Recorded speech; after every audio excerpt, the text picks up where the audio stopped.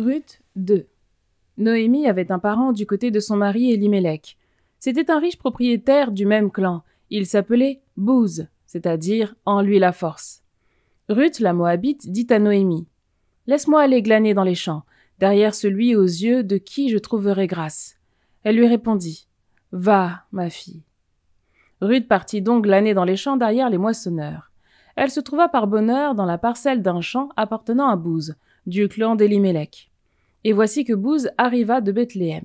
Il dit au moissonneur « Le Seigneur soit avec vous. » Et ceux-ci lui répondirent « Que le Seigneur te bénisse. » Booz demanda à son serviteur, le chef des moissonneurs, « À qui appartient cette jeune femme ?» Celui-ci répondit « Cette jeune femme est une Moabite. Elle est revenue avec Noémie des champs de Moab. Elle a dit « Laisse-moi glaner et ramasser ce qui tombe des gerbes, derrière les moissonneurs. Depuis qu'elle est arrivée, elle est restée debout, depuis ce matin jusqu'à maintenant.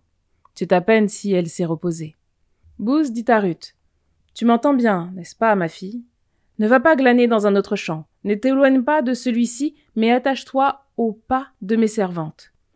Regarde dans quel champ on moissonne et suis-les.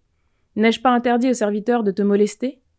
Si tu as soif, va boire aux cruches ce que les serviteurs auront puisé. » Alors Ruth se prosterna face contre terre et lui dit « Pourquoi ai-je trouvé grâce à tes yeux? Pourquoi t'intéresser à moi, moi qui suis une étrangère ?»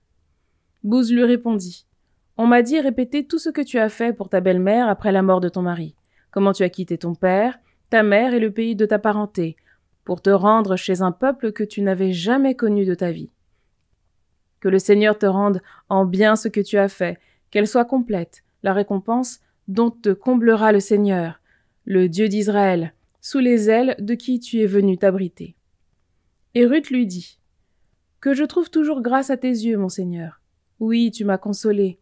Oui, tu as parlé au cœur de ta servante, à moi qui ne suis même pas comme l'une de tes servantes. » Au moment du repas, Booz lui dit « Approche-toi, mange de ce pain, trempe ton morceau dans la vinaigrette. » Elle s'assit à côté des moissonneurs, et Booz lui passa des épis grillés. Elle mangea, fut rassasiée et garda le reste. Alors elle se leva pour aller glaner, et Booz donna cet ordre à ses serviteurs.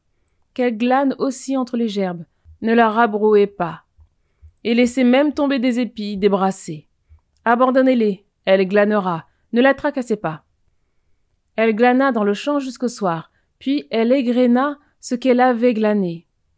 Elle avait recueilli 40 de mesures d'orge. Elle emporta et revint en ville. Elle montra à sa belle-mère ce qu'elle avait glané, ce qu'elle avait gardé après s'être rassasiée.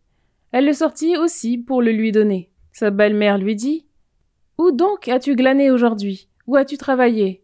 Béni soit celui qui s'est intéressé à toi. » Elle raconta alors à sa belle-mère chez qui elle avait travaillé et lui dit « L'homme chez qui j'ai travaillé aujourd'hui s'appelle Booz. » Noémie dit à sa belle-fille « Il est béni du Seigneur, celui qui n'a pas oublié ses liens avec les vivants et les morts. » Elle ajouta « Cet homme est l'un de nos proches parents, l'un de ceux qui ont sur nous droit de rachat. » Ruth la Moabite dit « Il a même déclaré « Tu t'attacheras au pas de mes serviteurs jusqu'à ce qu'ils aient terminé toute ma moisson. » Noémie dit alors à Ruth, sa belle-fille « C'est bien, ma fille, que tu ailles avec ses servantes, ainsi tu ne seras pas maltraitée dans un autre champ. » Elle s'attacha donc au pas des servantes de Booz pour glaner jusqu'à la fin de la moisson de l'orge et de la moisson du blé, et elle habitait avec sa belle-mère.